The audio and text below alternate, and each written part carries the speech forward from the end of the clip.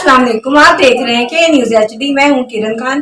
चलते हैं आज की अहम खबरों की तरफ। रुक करेंगे रावलपिंडी का, जहां से रिपोर्ट कर रहे हैं हमारे नुमाइंदे यासिर मलिक। रावलपिंडी निजी हाउसिंग सोसाइटी में पुलिस ऑपरेशन के दौरान पुलिस एहलकारों ने घर से बैटरी निकालकर सरकारी गाड़ी में रख ली।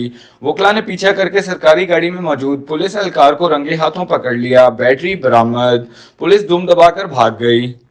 बैटरी निकालें इसकी, बैटरी निकालें भजन, बैटरी क्यों लेके जा रहे हैं? बैटरी निकालें आप, बैटरी निकालें, इसे नीचे करें भैया, इसे नीचे करें, बैटरी निकालें, शीशा नीचे करें आप, शीशा नीचे आप क्यों लेके जा रहे हैं? ये बैटरी किसने बोले आपको?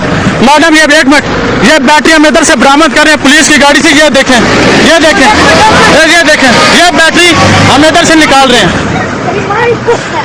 ये देखो इसकी बैटरी की देख हालत देखो। ये गाड़ी आप बुलाएं उसे, चौकर उसे बोले, उसे बताएं मैडम ये बुलाएं वीडियो। ये चोर का बच्चा जा रहा है। मजीद खबरों और अपडेट के लिए हमारे साथ रहिएगा। तब तक के लिए अपना ख्याल रखिएगा। अल्लाह हाफिज।